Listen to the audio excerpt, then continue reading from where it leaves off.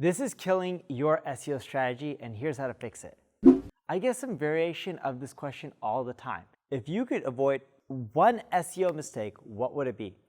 Now, there are tons of big no-nos when it comes to SEO.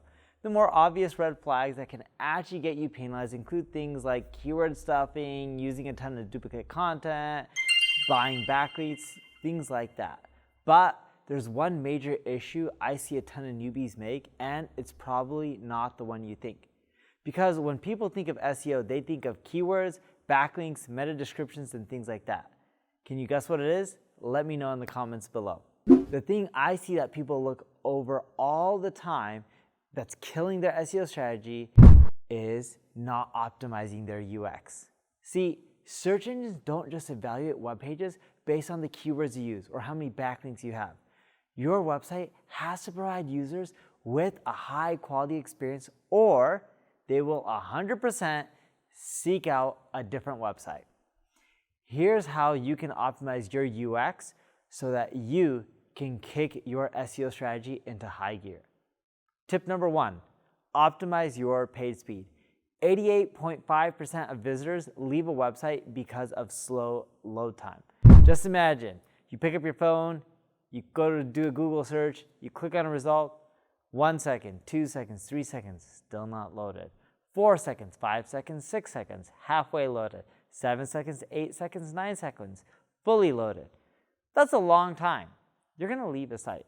Make sure your code is clean, using a CDN, which is a content delivery network, so that way your website is on servers all over the web, so that way when someone from India visits your website, they're picking up your website from a server in India. When someone in California visits your website, they may pick up your website from a server in Texas or California or somewhere on the West Coast. Tip number 2, optimize your images and content. Updating and republishing old blog posts with new content and images can increase traffic by as much as 106%. According to HTTP Archive, images make up an average of 21% of a total web page's weight. So make sure that you're compressing the images, not in size. I'm talking about file size, right? So not in dimensions, but more so file sizes where you want to compress them.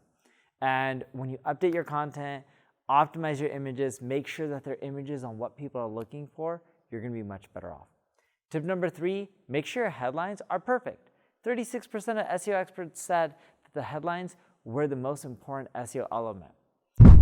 David Ogilvy always used to say 80 cents on the dollar spent on the headline. So you got to make sure that your headline is amazing. And there's a lot of stats out there that show this. 8 out of 10 people read a headline, 2 out of 10 people read the rest of your content. So you got to really focus on the headline and make it catchy. What I like doing is running A/B tests using paid ads with different headlines to figure out what people like the most. Tip number 4, simplify your website's navigation. 84.6% of web designers believe that crowded web design is the most common mistake made by small businesses. And look, simplify your navigation, simplify what's on a page, remove unnecessary elements. It just makes things easier for people to navigate. If you're not sure if you're making things simpler or worse, you can always use analytics tools like Crazy Egg, which shows you where people click. You can also survey them. And on top of that, if you want to do a lot of user testing, check out usertesting.com, which can also give you more feedback. Tip number 5, improve your mobile experience. Google recently reported that 60% of searches are completed on your phone. That's a lot. How's your mobile experience? Is it amazing? Is it bad? Majority of the people that visit your website eventually, if not already, will be from mobile devices. Look at a lot of social networks that you use: Instagram, Twitter, TikTok. Where do you find them? Mobile devices. It's super important that you optimize your site to be responsive, so that way your website can expand if someone has a big desktop computer, a laptop, an iPad, a small mobile phone, or a big mobile phone.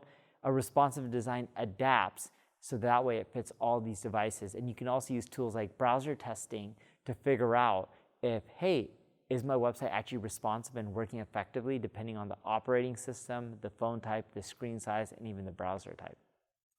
Now, if you need help with your SEO, check out my ad agency, NP Digital. If you enjoyed this video, like it, share it, tell people about it, and leave a comment if you have any questions.